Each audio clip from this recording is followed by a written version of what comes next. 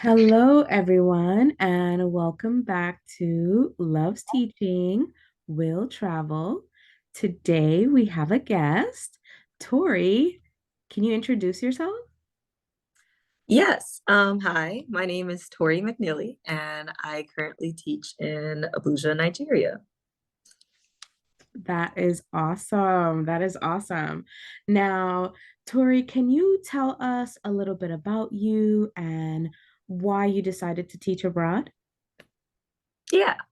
I'm originally from Miami, Florida, and I graduated from the University of South Florida in Tampa and immediately started teaching. I actually started teaching at the age of 19. And so, yes, at the age of 19, I graduated early. And I taught in the States for a few years. I taught in Florida and Georgia. And I also was a private governess. So I also taught for a private family. They had three kids, first, second, and third grader. And I did that for about a year and then went back to teaching in the public school system. And then I met um, a lovely woman. We worked together in an inclusion classroom. She was one of like a specialist teacher. And she encouraged me to teach abroad because she had taught in Abu Dhabi before and said that she thinks it would be great for me to try to do the same. And so I actually taught in the States for one more year after that. And while I was teaching there, I applied for jobs because job hunting season starts pretty early, like around now, actually, around like October, November. And so I got a job by, I think it was like December, and I had to start preparing to move abroad. But essentially, I wanted to teach abroad because I was getting burnt out from teaching in the States, really. And also, I was living paycheck to paycheck. So I'm single, just on a one income household.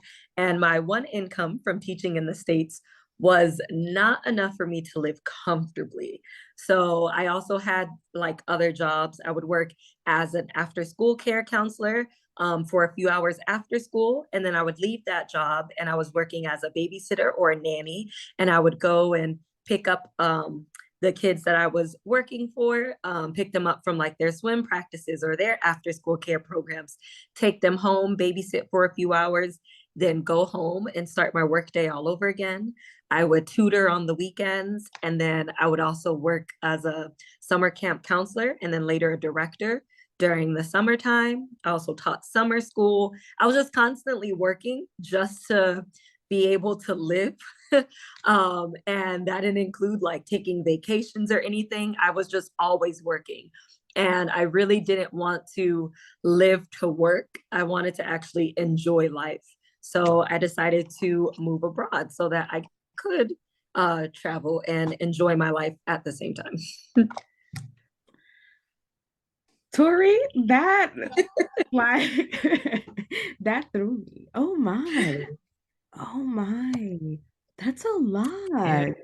That's a lot. Yes. And it's very scary that teachers have to do all the things in order to survive. Like there's something wrong with the system if you cannot just teach and go home. You have to teach, Mhm. do after school, do babysitting, tutor on the weekends. Like this isn't good. It's draining. It's not only draining for you, but it could have an effect on your classroom. So Mhm. I appreciate you sharing that because it's something that needs to be heard. Many times you get the, oh, well, teachers have the summer off, or, they have all these other things that they get, and so they should just stick with it and push through and sacrifice themselves for these children. But Tori, you were really sacrificing yourself. And there's something Mhm. truly wrong with that, right? And so I appreciate you being honest and saying, I was burnt out and this is the reason why I left, right? It needs to be heard and it needs to be said. And I wish more teachers could come out and be honest and say, this is what's happening, and we shouldn't have to live like this, right? Yeah. So tell me a little bit about your experience with travel? Like, it seems like perhaps you going abroad to teach kind of opened you up to traveling. So, share that a little bit with us. Yeah, I will definitely say so. I rarely traveled when I lived in the US.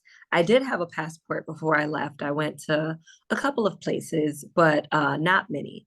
And so by the time I moved abroad, because thankfully I am a teacher, and I do get a lot of breaks. We have a fall break, winter break, spring break, and summer break, right? So at least 4 times a year.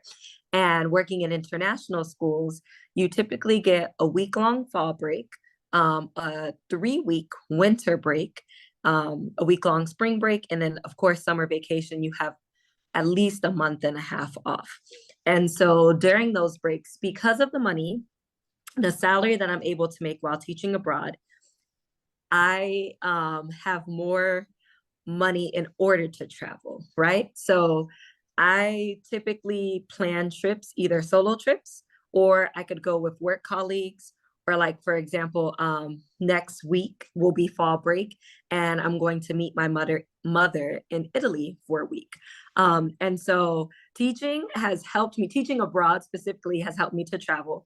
I've been to over 20 countries so far. My goal is 30 countries before 30. So I have 2 more years to do that, but I'm actually getting pretty close. So I think I should be able to achieve it. The great thing about teaching abroad is that depending on the country you work in, most likely you're making a tax-free salary. And my salary is more than I made in the States. So you're already making more money. Your salary is tax-free. And then most schools, premium schools, will pay for your housing. Some schools will actually pay for your utilities, like the one that I'm at. So you don't have a lot of extra expenses. So a lot of the money that I'm making, I can use to save for retirement or whatever it is you decide to. But also a good portion of it I can use to travel during my breaks. And so that's what I do. I've been to a lot of different countries. My favorite so far has been Bali, Indonesia. I went there for 2 weeks during a winter break. I went to Malta during fall break. That was really nice. And I'm super excited for Italy. I have traveled, now that I'm on the African continent, I've traveled to some countries so far. I've explored Nigeria a bit, been to Ghana, been to Egypt, been to Morocco. And then I have some upcoming trips planned to go to South Africa, Kenya, Senegal, and the Ivory Coast. So I'm excited. I'm thankful that teaching abroad has actually opened up this door to traveling and different opportunities, honestly. What a beautiful journey. That is a beautiful journey. I think being on the continent opens you up to so much. As someone who's only traveled, through the US, Canada, and Europe, I am so excited to get a chance to visit the continent and visit Nigeria as well as Ghana. I'm so ready to go to South Africa. So to hear that you've been able to experience these places, this is a beautiful thing. And I think it's important for teachers wherever they go to teach, right? To explore those areas and try to get to the countries that are closest, right? As a Mm-hmm. start. But you went all the way to Bali. Okay, that's Yeah. awesome. That is awesome. What a beautiful travel experience. Now, I want to kind of rewind a little bit to hear some of your experience in Nigeria. So, what has it been like teaching in Nigeria? What does your day look like? I think it's so a lot of people think that it's quite different from teaching in the US. When they first hear that you teach abroad, they're assuming that you're teaching English to children from different parts of the world. However, that's not the case. I'm teaching at international schools. So the majority of my students, I'd say 1/3 of them are Nigerian students. A third are from the US Embassy children. Their family work overseas, and so they're here with their parents. And then another third are from honestly all over the world, other different embassies. And so it's a very international population. All students do speak English. We do have some English language learners or students whose first language is not English, but English is still a very strong language of theirs. And so it runs like a normal school day, kind of similar to the States. Students take their elective classes, they have their core classes, you know, like reading, math, social studies, science, those core classes, and they have other things. At our school, I actually, so the way that it works for me, I live on campus. This is my first international school where the housing for the expat staff is actually on the same grounds as the school campus. So I usually meet with my personal trainer in the morning, do an hour-long workout. I'll come home, shower, change, pack my bag, and then I can walk to work within 5 minutes. I'm at my classroom. So that's nice that I don't have to actually drive anywhere this time. And then for me, and as a secondary teacher, we teach about five courses in a 2 week span. So pretend we're on a 10-day cycle. You teach 4 blocks every other day. And so out of 8 blocks, I only teach five. So I have 3 prep periods. And the classes are about 80 minutes long. But on Fridays, we have a half day because we have such a large Muslim population. And Fridays are a day of prayer. So we get out at about 1 o'clock so that students can go to the mosque for prayer. So we only work half days Friday. Some days we have PD, some days we don't. I also am involved in a lot of after school activities. So for our students, we do play sports just like in the States. They don't play American football, but they play just about everything else. And they actually participate in something that's called WISL. So it's like a West African league. And so all of the international schools within West Africa, Lagos, Ghana, Senegal, a bunch of schools we actually compete against in like of our end of season tournaments. And so right now I'm an advisor for MUN, Model United Nations. I do that after school once a week. And then basketball season is coming up in just a few weeks, and I'll be helping coach the high school basketball girls this year. And then the last season of the year, I'll be coaching middle school basketball girls, just like I did last year. So that's exciting. Those practices, so kids usually practice 3 days a week for about an hour and a half. Most of our students actually don't like going home, like they don't want to go home. They enjoy spending time at school. They go to their classes, they have break. We have something called advisory. So students meet with they're in small groups, no more, probably about 8 to 10 kids, and they meet with their advisory teacher every day, all school year long. So you're really building connections with your students and getting to know one another. Um, and yeah, it's quite similar to a US school day. However, I will say I don't do a lot of work outside of my contract hours, which is really nice. Like I don't have to come to work early. I don't have to stay super late. I don't take work home. I don't do work on the weekends. My students also know it's really funny because you'll hear them say like, "Oh, if they send me an email past 4 p.m., they'll say in the email, 'Hey, Miss Tori, I know it's past your work hours. Hopefully, you'll read this tomorrow morning,' because we've just talked about how it's important to establish boundaries. And I am a teacher, but I'm also a person, right? So past 4 p.m., my workday is done. I no longer do anything at home, which I do enjoy about international teaching for sure. Wow. Tori is living her best life. I love to hear it. That is awesome. What a day. What a day, right? Your weeks consist of like really teaching and engaging, and you also have, your after school, work that you're doing, and it's things that you want to do. You're not obligated to do it, right? It's fun, it's exciting. You're not doing it because you need that extra funding, but you're doing it because you want to, and it's what an experience. Thank you for sharing that. I think many times, like you said, people hear, you're going abroad to teach, and they definitely do think teaching English, but International teaching goes further than that, right? You can work at an international school. Last season, I did have someone on who worked at an international school, and she's actually now in Germany. So it's really good to hear perspective of someone who is on the continent of Africa and what school is like there, right? So that we're getting different perspectives from around the world. I also had someone who taught in an international school in China. So it's really great to kind of just hear it from different parts because school definitely does look different everywhere you go, but there is a certain, process with international school that is very, very similar. So I love to hear this. This is great. Now, you talk about having a life outside of school. What does that look like for Tori? Share, please. Okay. So I will say, like I said, I don't like taking work home. And so I do enjoy how here in Nigeria specifically, the cost of living isn't a ton, right? You can live comfortably and still be able to do things.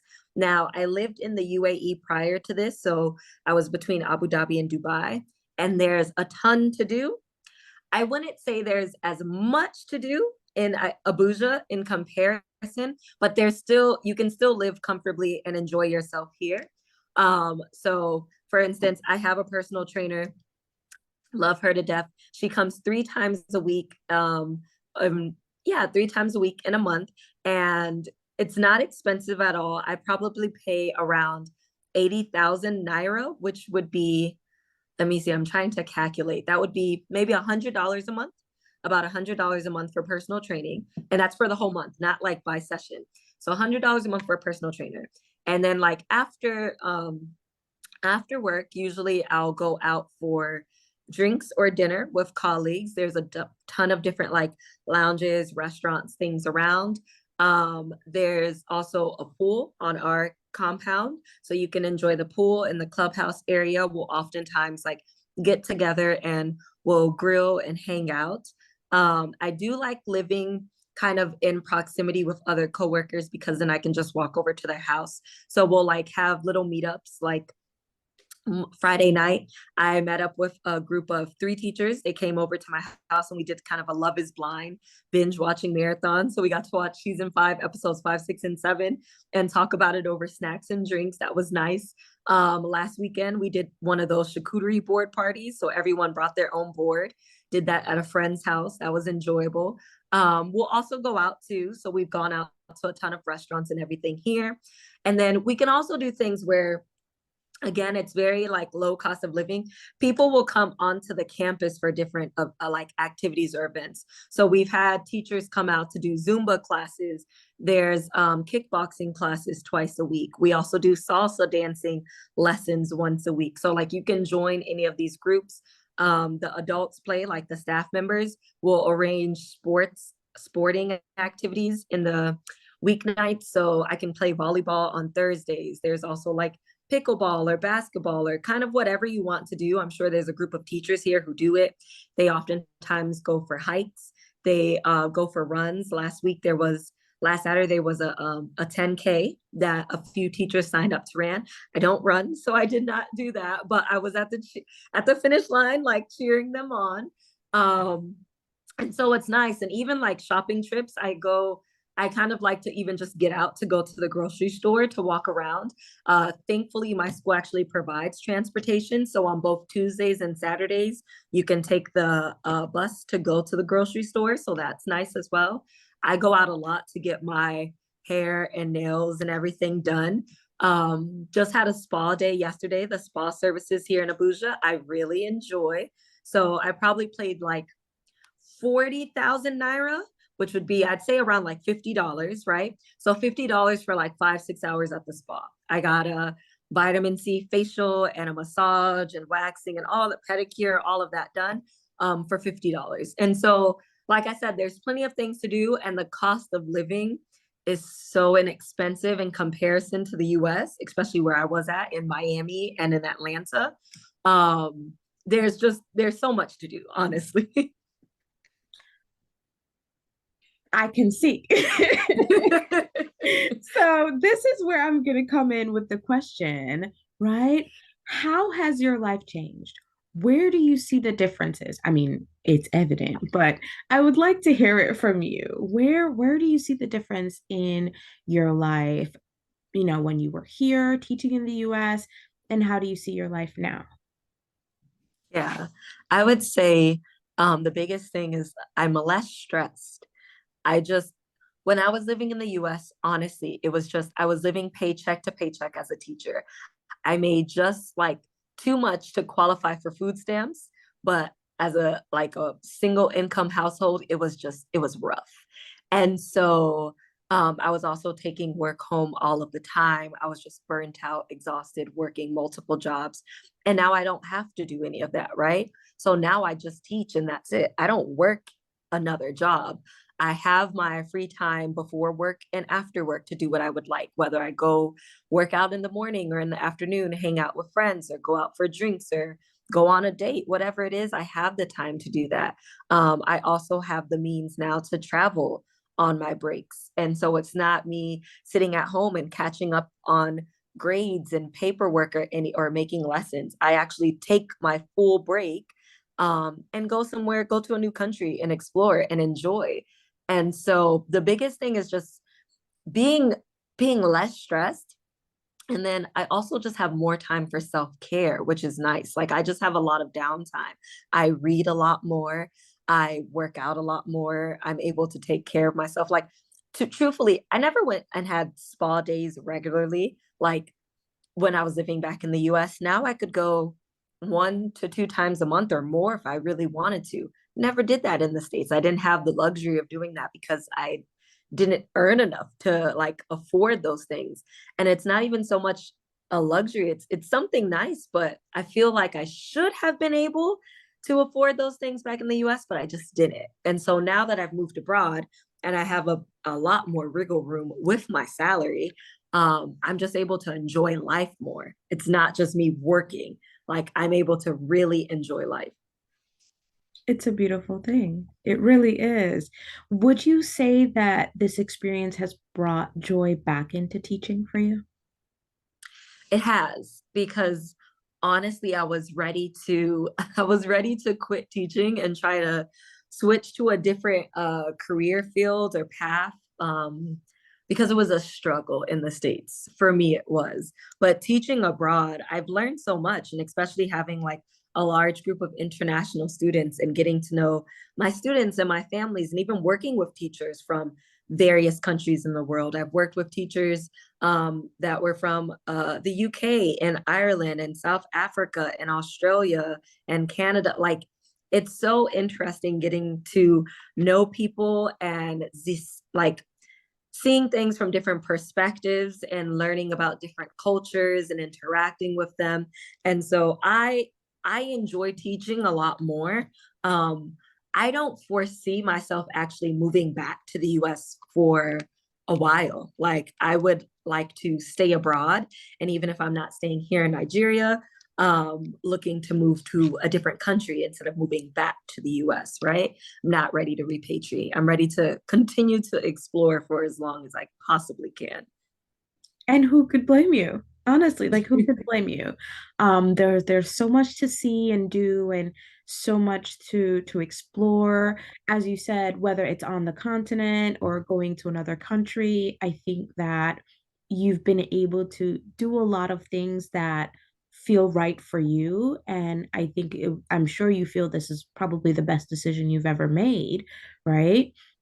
Because you're getting back what you almost lost, right, and choosing teaching as a career, and you're able to bring that joy back into the classroom and bring that joy back into your life and do something that you truly love. And I think the reason why we continue to hemorrhage teachers and why we will continue to hemorrhage teachers is because people are no longer feeling the love, they're no longer feeling the joy, right? If you have to show up to your classroom every day, and the minute you see your students, you burst into tears, there's something wrong with that, right? Absolutely. There's something wrong with that. The expectations of you have to do this, you have to get that, these grades, this, and there's no support, there's no, you know, whether it's administration or even from your own colleagues it's hard. It's really hard. And I really hope that people listen to this episode and they take it to heart and they think twice about their decisions, right? Whether it's, hey, I want to quit and go into tech, I'm done, or, perhaps going abroad might be something to bring joy back into teaching for me. I Mm. hope people hear this and they get inspired. I really do hope they get inspired because your story is so inspiring. And that's honestly why I wanted you to join us here on the podcast because you have such an inspiring story. And it's beautiful to see someone, taking that risk and saying, you know what, yeah, I'm going to someplace new, whether it was with UAE or going to Nigeria, I'm going to Mhm. someplace new and I'm willing to take this risk, right? I'm willing to take this risk to see what happens on the other side. And what's happening on the other side, Mhm. Tori, is a beautiful, beautiful thing. And I'm loving it for you. I am loving it for you. Now, I have a question. It's my last question. Is there anything that you wish I would have asked you? Um, I guess I would like people to know that. So people always ask about teaching internationally, and it's always super positive. I guess the only downside is that you may not get to see your family as often as you would like. But for me, that's not too much of an issue. It really depends on the school that you work at because most premium schools will pay for a round trip ticket and annual flight. So you can see your family every summer. Most people go back home during the summer times to see their family, which I was able to do last year as well. My current school also pays a rest and relaxation fund within your contract. So you can take a trip, they'll give you, for me, what it currently is $3,000, and so you get an additional $3,000 to use over fall or winter break. And you can take a trip then as well. So, like I said, me and my mom, I'm about to go see her in Italy in about a week. And so um, it works out nicely. I'm still able to talk with, I was just on the phone on a Zoom session with my mom and my aunt last week, like catching up, just texting my brother the other day. So it's, it's doable. And I will say that the colleagues that you work with, I don't know if I developed super close relationships in the States with my work colleagues. Some of them, yes. I still am friends and very close with some of them, but I do think that when you're teaching internationally, because you're not with your family, sometimes your friends at work really become your family and you do get close to them and you help each other out and you see them quite often, and so it's nice actually. I've never, so far, I haven't felt super lonely or anything. If I do feel lonely, I could immediately go on a Zoom call or something with my mom or text a friend, or walk over to a colleague's house and sit and watch a movie or something with them, right? And just talk. So I will say, I guess that is the biggest hesitation. And a lot of people said, so you just like got up and moved? What'd you do with all your stuff? I sold everything. Like I didn't visit neither the UAE or Nigeria prior to moving. I put in my notice at work that I wouldn't be renewing my contract.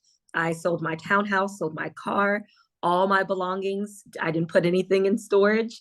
I was like, okay, yes, we're doing this. And I just went full force and did it. And I honestly have no regrets. Like, I truthfully do really enjoy my life abroad. When I can, I go back to the States and I can see family and friends. When I went back this summer, I went to multiple different states and a couple of countries all in the span of 2 months to meet up with people. And then I was like, all right, got to go back to my life abroad. So I think it's definitely doable. And I know a lot of people say, well, she's single. That's why she's able to do it. I would actually say sometimes it's a bit easier when you are a teaching couple. Schools will hire teaching couples instantly because it's almost like the price of two for one. And I even know some people with children that moved abroad, even single mothers that moved abroad with their children. And so I've worked with them. They love their life abroad and they have their kids with them. And depending on your country, I mean, again, cost of living, you can afford a nanny or or a housekeeper, like you can afford help. So you're not really raising your kids alone, right? You have help. And I think that's a beautiful thing. So really, I don't think it's a matter of being single, or even if you're older, most schools will hire you up to the age of like 62 to 65. I'd say go for it, honestly.